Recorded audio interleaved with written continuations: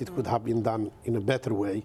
The Libyan Council, especially the liberated areas, don't want to be seen as if they have been relying on foreign forces, especially ex-colonial force, in order not to give any excuse to Gaddafi to score any point against them, because they are winning.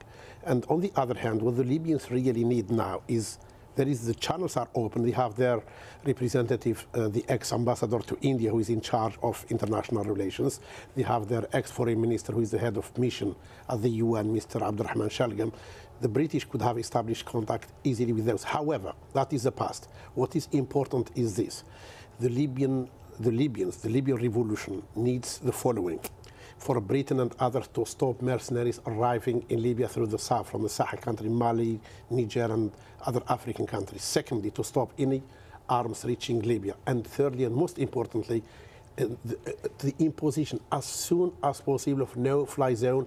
And not only that, any military movements surrounding civilian areas, like they are doing now in Zawiya and Misrata, they are bombarding whole cities and towns without any deterrent. Would you say, though, that all what we're describing now as rebel fighters, the opposition forces, do now want an international air embargo, a no-fly zone imposed by other international communities? Because there are fears, are there not, that could actually lead to something else. And as you've said yourself, Libyans do not want to see foreign forces actually on Libyan soil. They're happy to have them in the air, perhaps, but not on the soil. Exactly that. It's a matter of presentation and it's a matter of practicalities. You have so many feet on the ground in Libya by the Libyans themselves. The danger comes from the air, and it comes from military formations like they are doing now.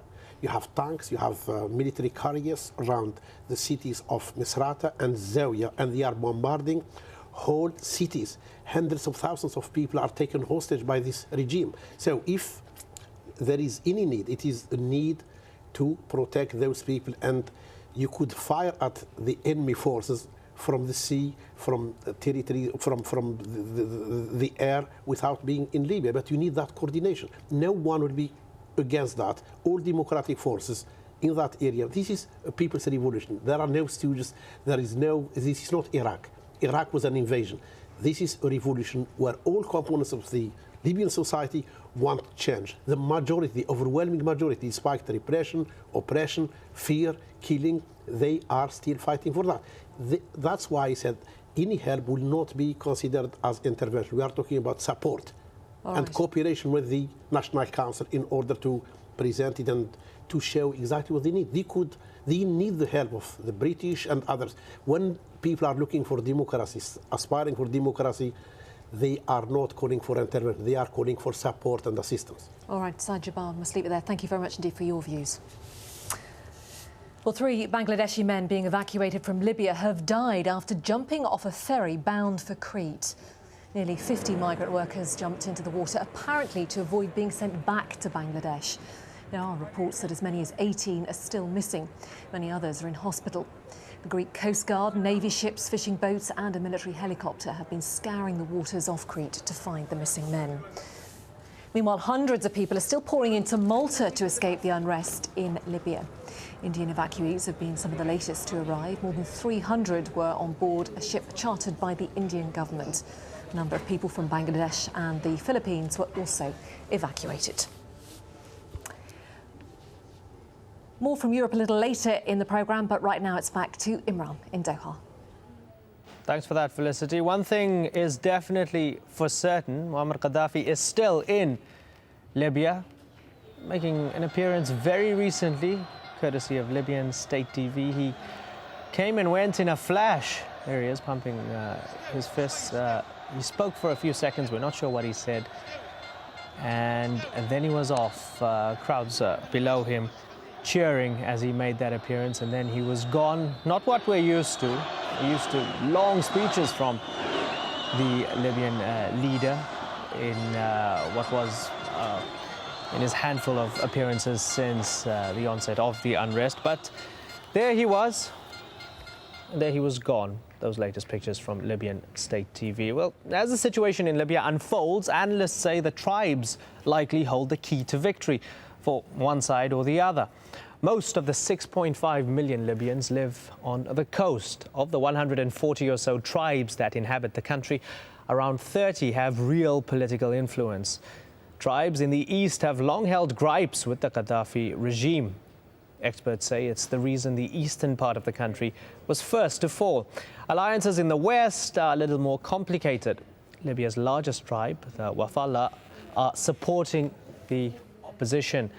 Other important tribes in the west remain loyal to Gaddafi. Well, for more on this, we're joined again in the studio by Tariq Yusuf. He's the Dean at the Dubai School of Governance. Thanks a lot once again for joining us. Do we underplay or overemphasize the importance of the tribes here? I think we might be generalizing too much the Why? role of the tribes. I think tribes as a factor might come into play as far as the military and security establishment of the regime, which is organized along tribal lines. So it would make a difference if some of the tribes break away from their alliance or presumed alliance with Gaddafi at this moment for his ability to control and manage the military and security organizations under his control. But in terms of the east or the rest of Libya, it's not only the tribes that has felt his repression, it is every segment of Libya's population. It's the intelligentsia, the educated, Islamists.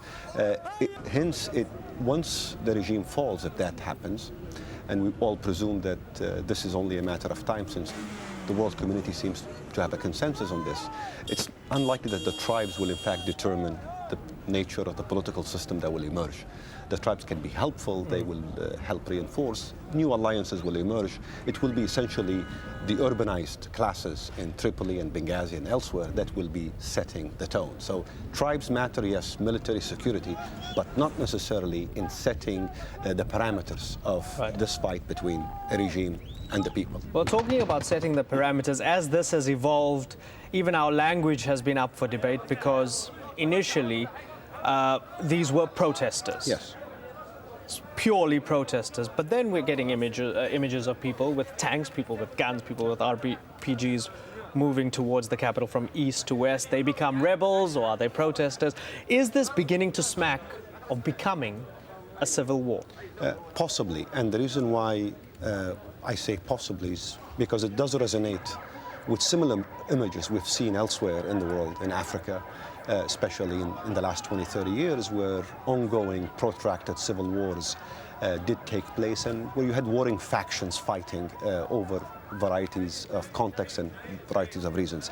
I think if Gaddafi falls and the remnants that remain, tribal or otherwise, from the security, from the military, form militias and engage the eastern opposition forces in open, urban, scattered battles, then we might have a civil war. But is that the Somalia fear that people talk about? That could be the Somalia fear, but that only after Gaddafi falls, and assuming that those that remain behind will want to continue the fight, and I'm not sure that that is the case. Well, from those rebels and protesters, how sure are we that they're all on the same page? How sure are we that they all solely want to get rid of Muammar Gaddafi?